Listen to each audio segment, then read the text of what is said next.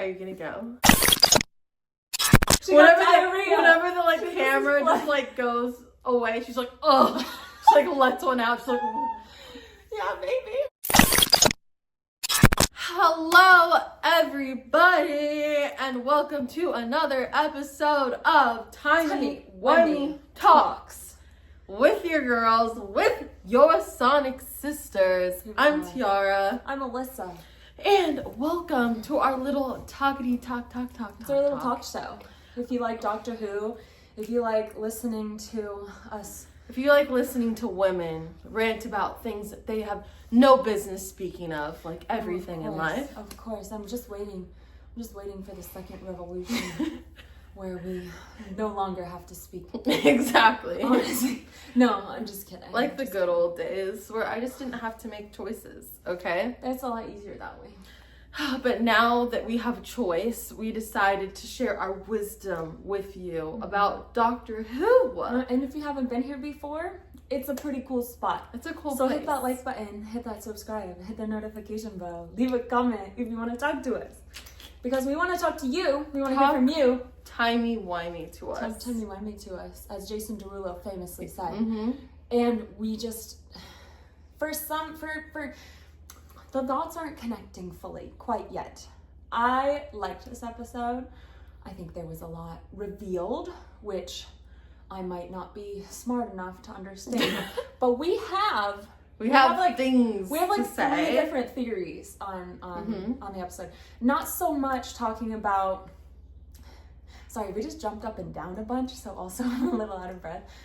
But talking about less the factors of the episode, less the like little things, whatever, and more so the overarching way it contributes to the story, or how it fits into the story, basically.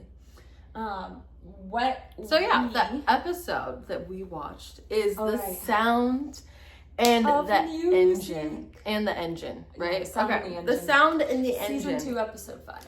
Yeah, and overall, I really liked it. I liked how they had this whole episode in Nigeria, and it was fun to see a new cultural vibe, because we see a lot of the UK, and making our way downtown. We're walking super fast, but they don't stop to smell the roses. They don't stop to smell the Nigerian roses. The Nigerian roses that they got out there. there. The famous Nigerian roses. They never stop. They're just walking fast. But I really liked the culture and how much culture that they put in this episode. It was really fun to see. Yeah. It was cool to see that the doctor had this like cultural connection. Not the cultural connection, but just the connection with his skin color and feeling at home with these Nigerian people. Which is something like I can relate to. Like when Alyssa and I took a trip to Panama, and I went to Miami recently, and it's nice because it's like Arizona is my home, but it's not, I still stick out like a sore thumb, it's not like all of me where it's like, like I'll see another fellow big booty Latina. You know what I mean? It's not like I can just go across the street and find one. It's not like my neighbors are just all big booty Latinas. But then it's it's like I go to Panama, I go to Miami, and I'm with my people. There. It's just a forest. A flock. Yeah. A flock of a flock, if you will. A flock of big booty Latinas just chilling everywhere. That's what she thinks. That's what she says the acronym BBL is for. It's not Brazilian butt. It's big booty Latina. Yeah, I think that's more fitting. It is. It's more fun. It's more fun. Yeah. Okay. So, anyways, it was cute that it's like, just because I'm not from Miami or Panama, it doesn't mean it can't feel like a home to me, because it's like I'm accepted there. Like people just see me as one of their own.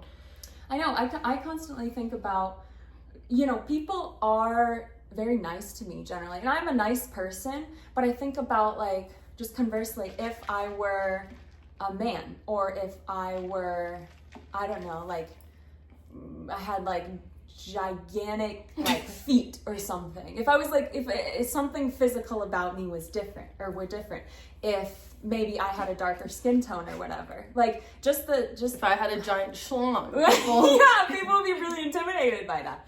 But no, I think people treat me differently. I get free stuff. Like the other day, I went to the post office, and granted, the hours are until 5 p.m., but he was like closing up at 4:30. I'm there like right as the doors are closing or whatever, and like I was able to convince him to take my packages. And I think that I got a package. No, listen, because I think if I were like a middle-aged, black man, he wouldn't have done that for me. No, I'm serious. Like I think about these things all the time where I'm like, I'm very privileged to have been born the way that I am, and that's something I admire about like you, or like, it's just like life experiences are different, and I recognize that that's why I don't comment on like racial stuff or like things like that. Yeah. I don't know what it's like to live like that, so how do I have the right to comment? I don't know what it's like to have a big butt. I know what it's like and not be able to drag a dump around. To drag that dumpy around, I don't know what it's like. So I should be very self-aware and grateful of that. I should, and that's okay. It's okay. But yeah, it was cute to see Shooty have this connection with Nigeria, and it's like home to him because he's like, even though I'm not human, and it's like they're not really my people, I feel this close connection with them, and they make me feel like I'm at home. I think it might have something, not to comment on a culture I have no business commenting on, but I think it has something to do with like shared experiences too. Like I'm sure you've experienced racism as well as other people. I have never experienced racism. I mean, nothing that's serious, But I call her Cracker Jacks all the time. She did paint me. So one time we were painting at the park, and we decided to paint each other. And I painted. What did I paint? Oh, it was our other friend was there too, and she's like part Asian, so I painted the guy. I know you said no racist jokes in this video, but I have to. So I painted like an onigiri, like rice thing, and she painted like, what did she paint? A taco for you? No, for me, she painted a tamale. And then a tamale and a bottle of, I think it was like it was like tequila. It was tequila. Fancy blue and white bottle of tequila. Yeah. And then Tiara painted me as a box of saltine crackers. It's fun. We play around. It's fun. Yeah. Okay, it's only not racist if you're racist to everybody equally. It's true. I think that's how it goes. Okay, anyways. So, like, he, like, the doctor still sees racism while he's traveling, and he's like, these people, like, actually fully accept me. I like that they acknowledge that in the beginning, too, when he's, like, in the TARDIS with Belinda, and he's like, I've never had this black body before, and I'm, like, I've never had this BBL before. It's hard to deal with. Hard to deal with all that. It's hard to drag around the extra weight. But no, they acknowledged that, and I think it was important to bring light to that, of like, because when he was announced, I was like, how are they going to do this? Going back to the past and everything, So he's actively adjusting, and I think after he regenerates from Shooty too, he's going to have a like renewed sense of I don't know. I don't think the Doctor's inherently racist because he's encountered millions of races, but yeah, exactly. Because I think he'll have a personal knowledge of it now. Yeah, So that was cute to see. Okay, moving on from that subject. Okay, let's move on. So let's talk about how the pictures, the image. So they go inside the barbershop. Okay, which was cool because I like how they had the barbershop theme.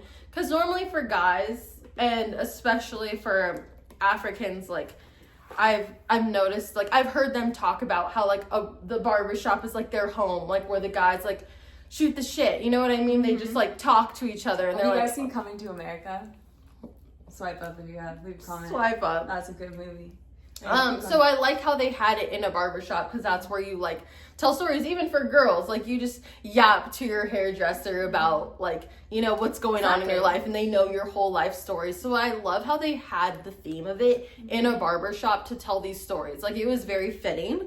The details were great. Like, I loved how the barber had, you know, like his little razor had like a little, had like African art, you know, the little like a shrunken skull kind of thing. Yeah, the little guys, you know, the little wooden carving like guys that they have, the art that they have. So I love that. They even had like some of the instruments that they play in Nigeria kind of like going on in the background at some times. So I just love how they like really put in culture in this episode, and I love that, and I appreciated that, and it's so much fun. It is fun. It's nice to finally go to Africa. I mean, forgive me. Forgive me if they did that in the classic seasons. I know that there was more racism prevalent back then, but there's never been a black doctor. So, like, honestly, I'm kind of glad they hadn't gone to Africa, because then it kind of veers on the territory of white savior.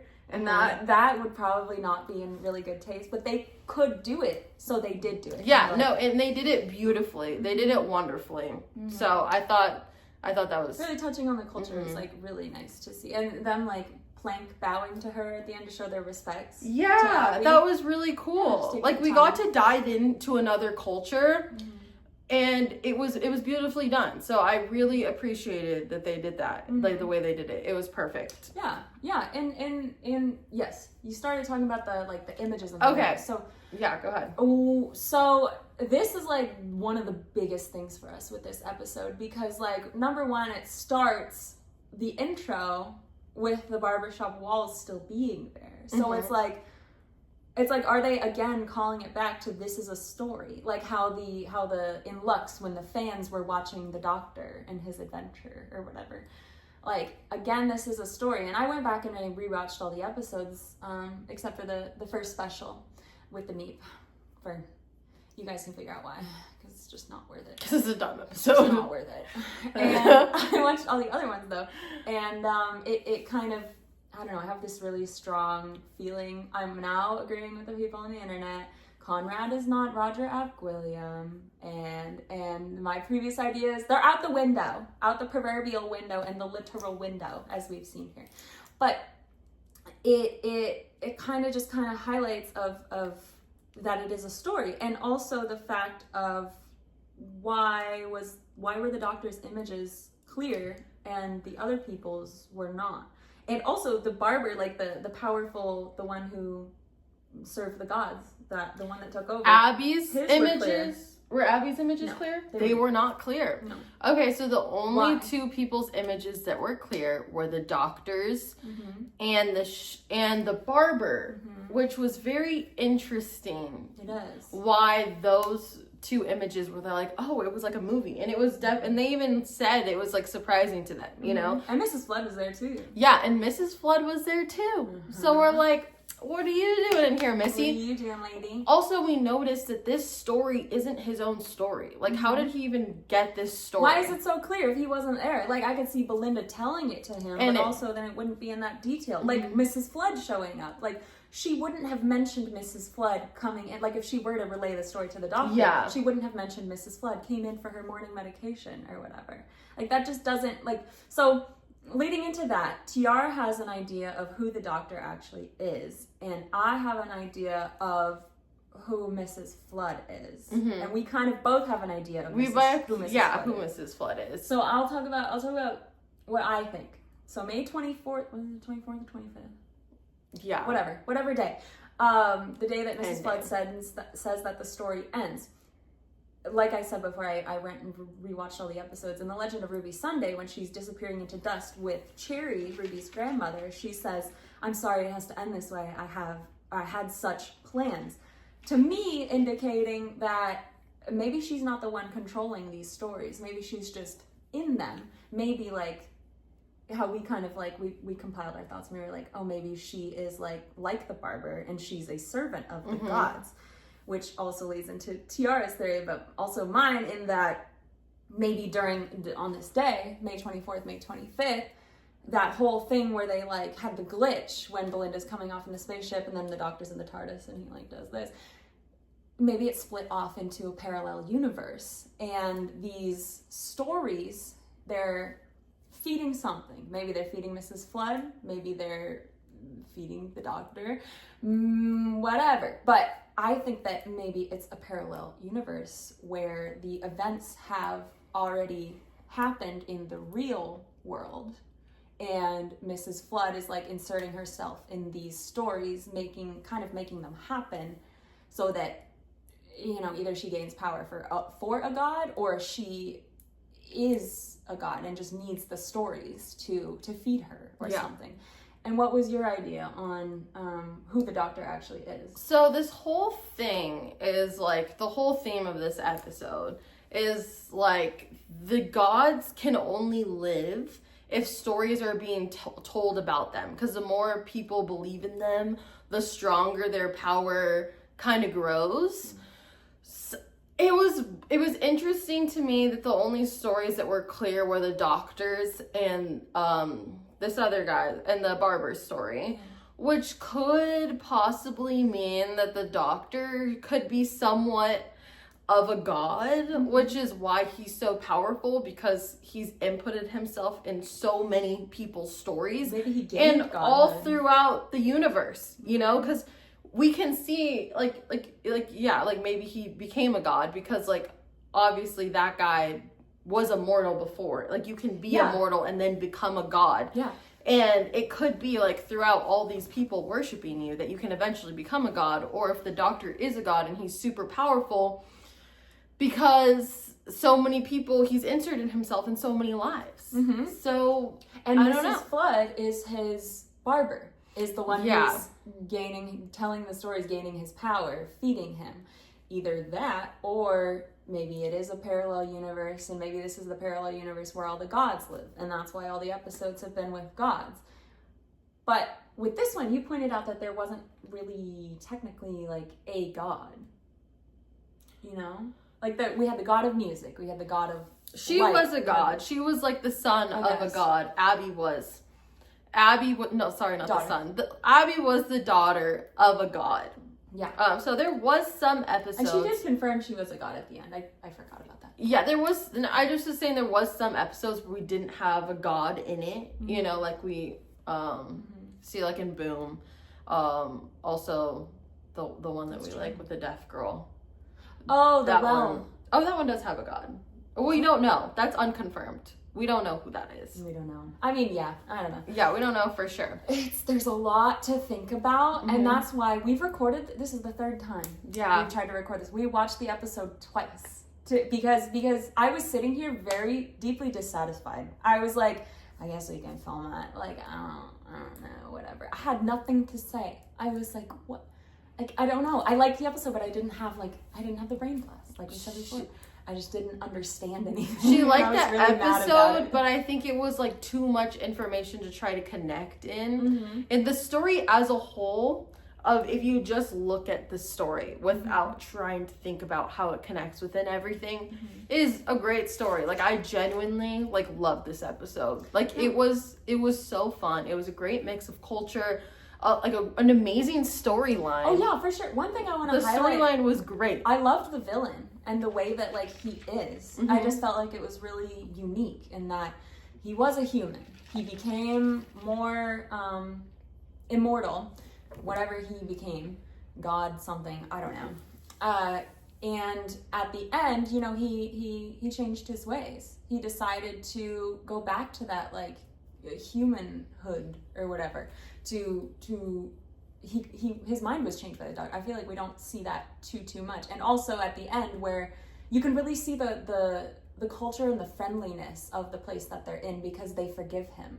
It was great promo for Africa. They let him grow out. Great promo for Africa. Great promo. After that, I was like, I want to go there right now. That's my next travel destination. Yeah.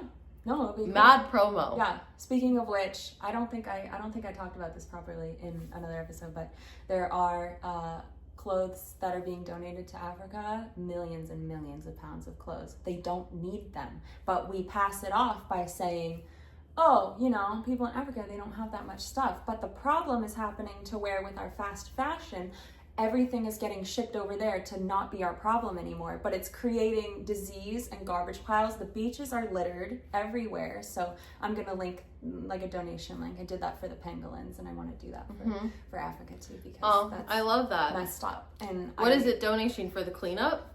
Yeah, for cleanup. There's this one, I was just watching, I think it's like a Vice special or something, where there's this one, she's very young girl. She's like our age, and that's like her mission right now, is to raise money and to help Africans with this whole thing. We just ship whatever we want out there, and that's like so messed up, because then we can justify it and say, oh, well, they need it. They need so it. They have it. They don't need it. There's so much. Dude, it's just all like, we know is that they're fitted right there. Probably better. They're than dripped you. out in Gucci. They're dripped. You know what? I'm jealous. We need to stop this. They're too dripped. They're too dripped out. They're too dripped out in the drought. Messed up and ironic. But no, that I just wanted to highlight that, because I think in one of our other videos, like, we recorded something and then I never got to talk about it. It's hard to find good places to donate. That's true.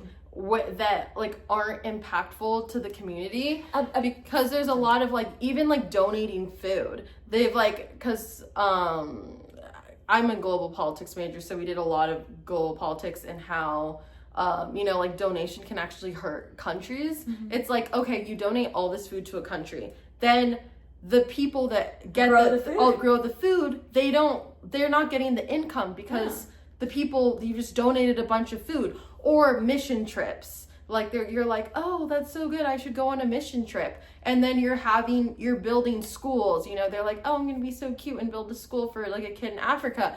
But you're not actually showing the people how to build the schools. You're not hiring. You're not hiring the people to, you're not hiring, but then you're giving them education without jobs. And then at the same time, you're sending all these white people and us. I mean, it could be me too. The white saviors. You know what I mean? It could be us. The American saviors. The Americans. Because we are the greatest country in the world. You know what I mean? We can save everyone. You could send them out there and they're building it. You're not hiring the local people that are builders that could build it. You're not actually promoting the economy in the country. Yeah, so that's the problem with a lot of service groups and organizations, is that they're not thinking of the long-term economic effects. Teach a man to fish. Hurting them. Don't give a man a fish, teach a man to fish. Like, if you actually want to, and we pass it off because at first glance, it's like, oh yeah, we have so much. We are the nation of overconsumption. We have so much. Let's just give some. Yeah, let's just give back. Give back. But if you're not doing it in the right way, you're actually hurting them. Mm-hmm. You're actually hurting the economy. If you're pumping out millions of pounds of clothing, then what happens to the textile manufacturers? Yeah, exactly. In Africa? It's like, instead of doing then that, none of them need clothes, because there's so much clothes. So you're just like, you can't just give away free stuff. It's not going to promote the economy. It's going to hurt people in the long run. It's critical thinking. Yeah, we just critical need thinking more skills. of that. Yeah. Okay. So, but let's end the politics. Sorry. And we're going to go back to Timey-Wimey. We're going to go back to Timey-Wimey Talks. One thing I want to ask is, do we know who the little girl is? Oh yeah, the little girl, the creepy one. Who's the little girl? I didn't think she was creepy, but Belinda was like, oh, Are you racist, Belinda? Are you racist? Just because she looks different than you? Is that why she's spooky? Spooky? That's a little, that's a choice word. A choice word. But whatever. Whatever. Belinda. Whatever. I think it was spooky because it was like danger, keep out, and she was like alone. And also she disappeared when she looked back, but it's just funny to think Yeah. But yeah, I thought maybe she could have been the fugitive doctor like we see there. Maybe it's, touching on the doctor's timeline. Maybe because these stories are all connected to the doctor, we see, I don't know. Well, because the doctor did say, like, the stories could be leaking out because of this whole explosion. Yeah. And this guy had a robot that collected a bunch of stories.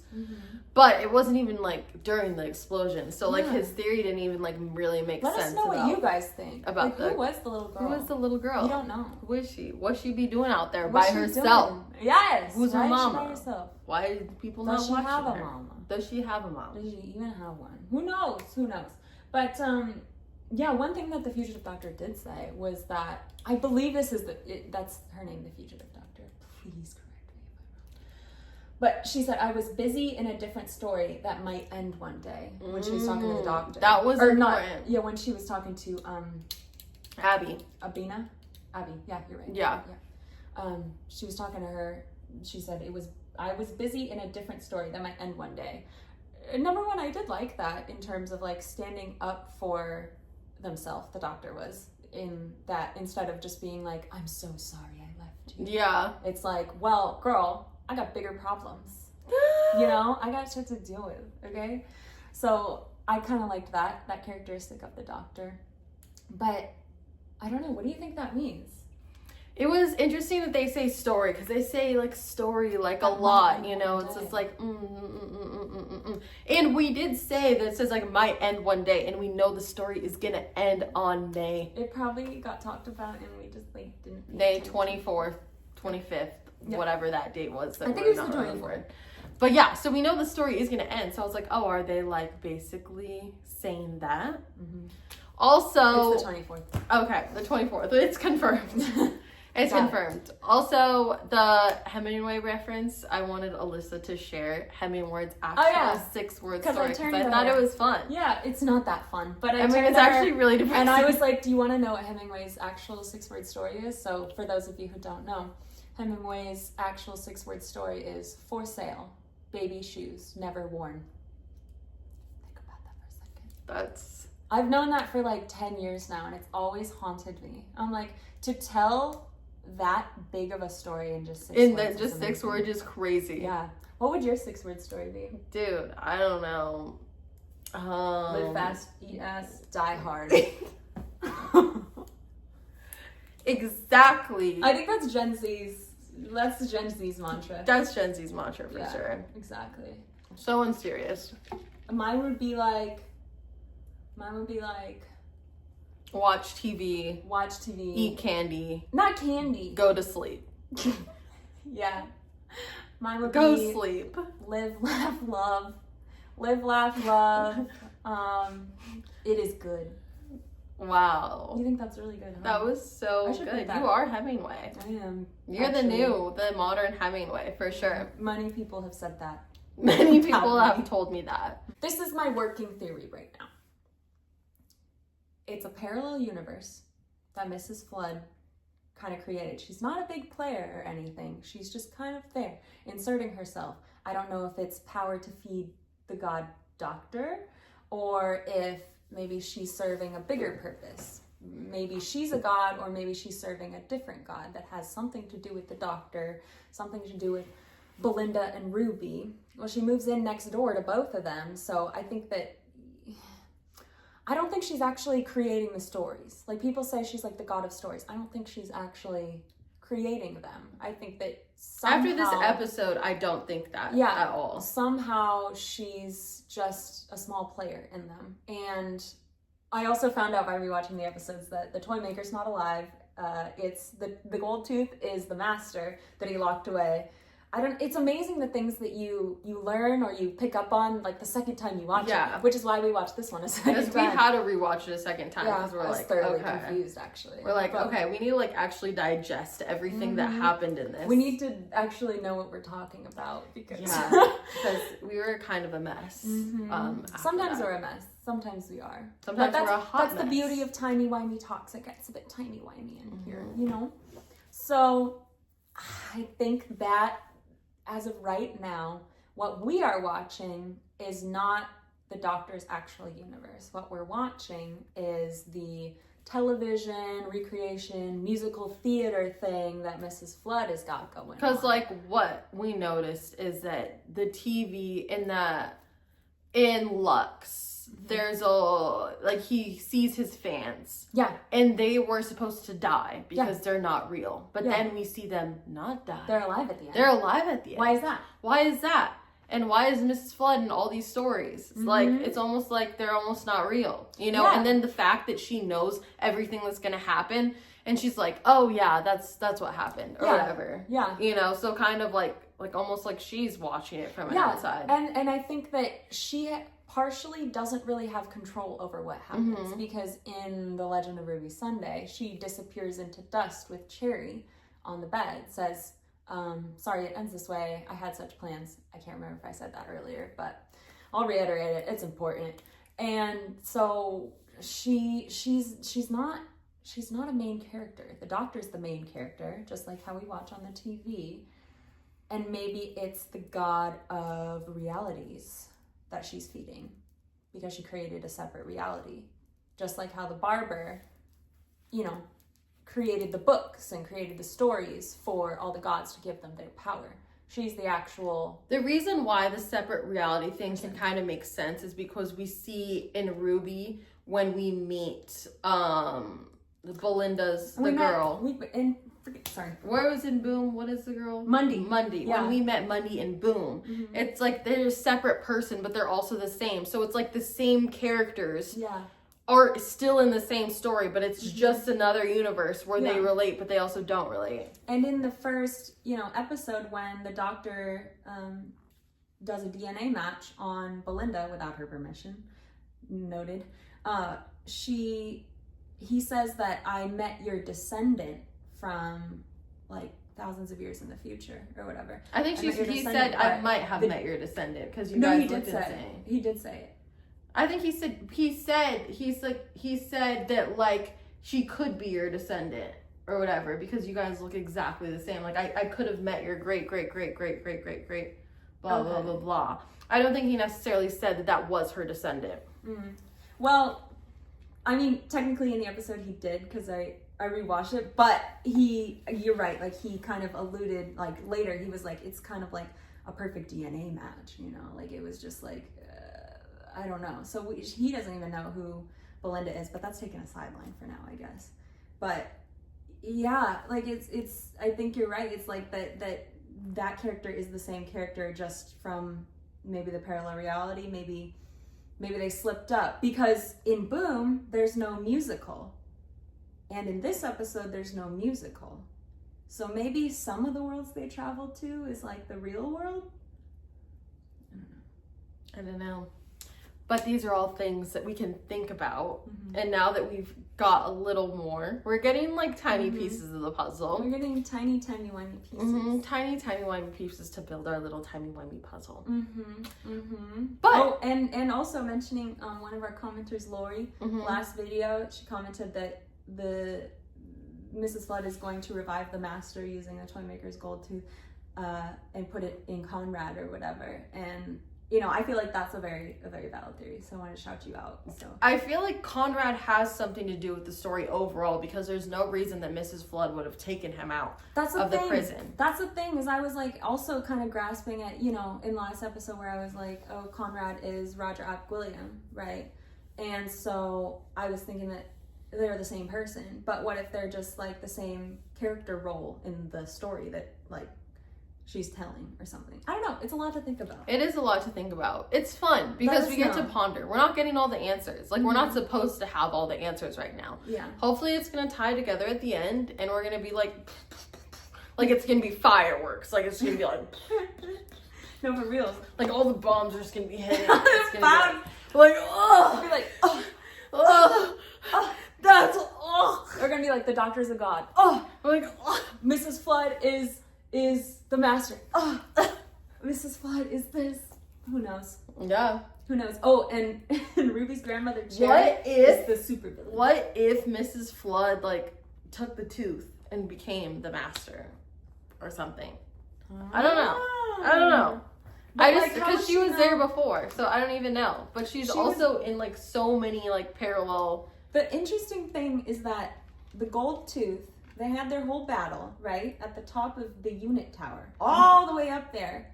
And she grabs it with her nail polished hand. All the way at the top of the unit tower. A, how did they not see her? B, how did she get there? Does she just have a perception filter? Kind of like the TARDIS? I think, but she has a perception filter to everybody except she only the doctor has this perception filter on because it's she doesn't want, because the doctor knows this is everything. He's always who are you? I recognize you. Yeah, he was telling the story. He's met Mrs. Flood before. He was talking to her as Ruby's neighbor. Yeah, but it's you're right. It could be a perception filter that's just on the doctor. Yeah. So it has something to do with meddling with the doctor. Yeah. Because Ruby knows her all the time. Belinda acknowledge her, but the doctor is the only one who doesn't acknowledge her. And the doctor used to.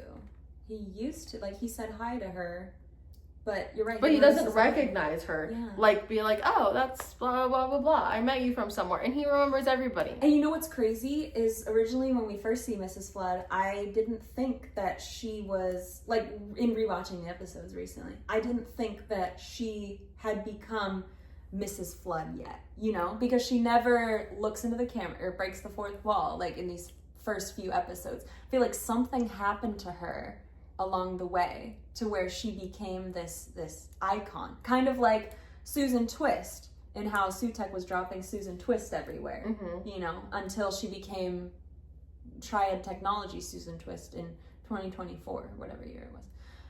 And then and so maybe something grabbed that face, some power, some force grabbed that face and is linking her. Yeah, to everything. Maybe she is just another pawn. Maybe they took the face and she's like a Sladine wearing her like a skin suit. Maybe the Sladine come back. You know? You never know. Shout out the farty Sladine. Love those. She doesn't fart enough to be the Sladine. Actually true. That's so true though. You know what I mean. Behind the scenes. Maybe she could be just like whenever the like camera just like goes away, she's like, oh, she like lets one out. She's like, yeah, maybe. Who knows? I mean, I've also I mean, I've noticed that RTD, and granted, he definitely has more knowledge of the seasons he's written and the seasons he's wrote, but he has made a ton of callbacks to the seasons that he's wrote. Yeah, so which is fun. I like that. Sladine can come back. I like can't come back or whatever. She's Mrs. Flood because she's got the diarrhea running down her leg all the time. That's why we call her Mrs. Flood. And I think we should wrap it up there. Yeah. Well, thank you guys for joining us for another episode, and we will see you next week for the next episode, because we better see you. Freaking amazing. So we're excited for I know I've been excited for this one since the trailer for the second season. I'm like, this one looks so good. It's like Black Mirror, you know. I've talked about Black Mirror a lot on this channel, but it's like Black Mirror, the episode A Million Merits, I think, something like that. But watch that. Watch A Million Merits. That's really good. So, signing off. Sweet. Like, subscribe, hit the notification bell, leave us a comment. We want to hear from you. We want to talk to you. We want you to enlighten us with your theories like Lori. So please do. So get Timey-Wimey with us. Please get and subscribe. Yeah. And we'll see you next time. Bye.